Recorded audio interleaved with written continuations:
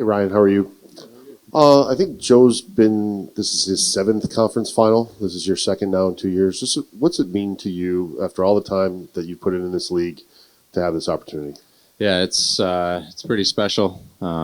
It took me a long time to get to it last year, and now to have the chance to go back and hopefully do a little better than last year is awesome. You don't get these chances. You don't get teams like this, and it's a lot of fun to be a part of.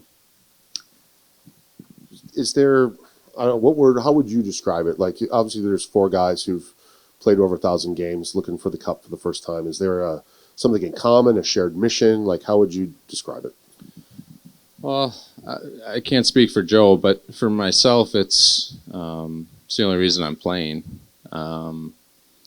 My kids are at the age now where I want to spend more time with them and be a part of what they're doing, whether it's hockey or other sports or school or whatever.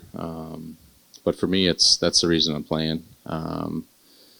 You hear so many good stories, and it's not going to define your career. I think if you don't, I think it obviously would suck, but I don't think it defines you as a player.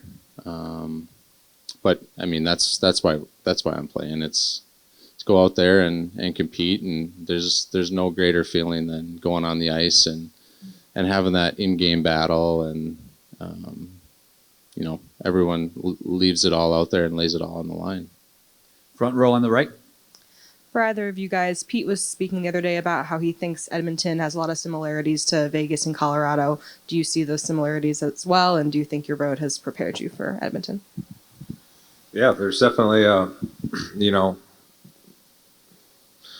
with those teams, there's some big-time players that we've seen, the McKinnons and McCarrs and Eichels, and some things they do as far as rush. We looked at their great rush team, like we saw in these other teams. So there's different aspects of that, of those teams that you will definitely see, this time of the year, and Edmonton's no different.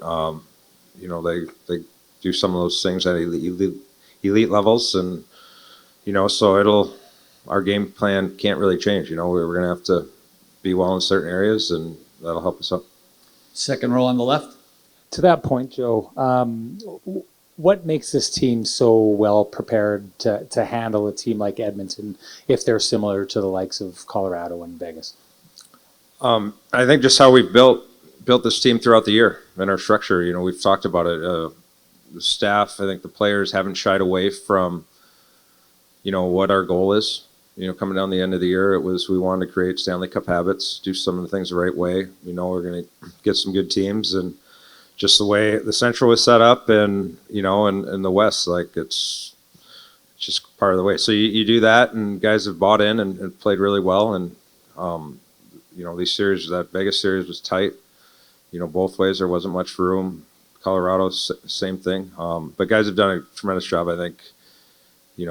Kind of committing to those areas.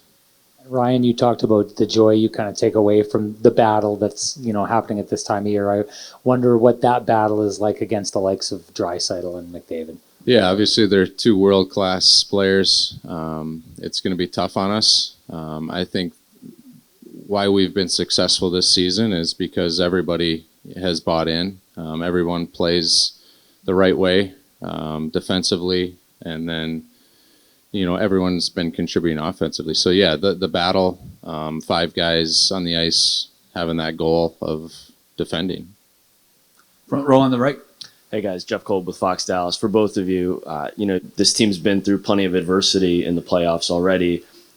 How would you describe the co-leadership of this team with Jamie Benn and Pete DeBoer? And is there an example of a time when their leadership has really led this team through one of those tough moments? I just think adversity, it's going to come, it's going to show up, regular season a little bit for sure, and then playoffs, it just happens. If you get deep into a round, there's going to be times where it shows itself, and guys have done good. Leadership wise, I think the biggest thing is, you guys spoke earlier about some of the veterans on this team and games played, and we're trying to get here together. It's right from those guys down to the young guys, we've guys just step up, and we got a complete team, a deep team, and you get through that as a group. At the end of the day, it's really how it happens, and we've had some guys step up, make some big plays. Front row on the left. Ryan, you actually answered my question a minute ago, so I'll ask a different one. A lot of good vibes going on with the teams that play in the AAC, with the Mavericks also in the West Final. What does it mean when you have so much success? And I know you guys don't hear it, but at Mavericks games and at Rangers games, when they do the anthem, they're shouting stars like they do at a game. What does it mean? And do you guys feel that? And Yeah, definitely feel it. There's great fans here. The noise in the arena has been, second to none. The passion that's here. The guys that come to town, the new guys that are here this year, they're like, man, we didn't realize Dallas was this big of a hockey city, and they show it in the playoff games. I mean, they show it during the regular season too, but playoff games are a whole nother level, and it's definitely something that we build off of. Third row on the right. Hey, Ryan. I asked Joe this the other day. How unique is it to have teenage kids while you're playing at a high level, and does that make it even more special? It does, yeah. They're into it as much as we are. They can't wait to go to the games. As soon as the times are announced, they're excited because they're earlier and they can actually come. So, and then just at school today was the Dallas Stars Day, so they all have their jerseys on, wearing them to school. So it's fun. It's a family affair, and I'm sure it's that way with Joe and the other guys with kids. And then secondly, how often are you two at a hockey game, at a youth hockey game, and what kind of hockey dads are you? Yeah, last night was there up in McKinney. The night before was out in where were we, Valley Ranch that day. Yeah, so we get in from Colorado on Saturday. We head right to the rink. Back left. Hey, Joe, Adam Rossel with Spectrum News Texas, all the way back here. You probably know Wyatt as good as anybody on the team. What have you seen year one to year two throughout the season, this postseason, that's kind of just allowed him to keep on that trajectory? Well, I think year one, it was just getting his footing, understanding the league a little bit, the living situation.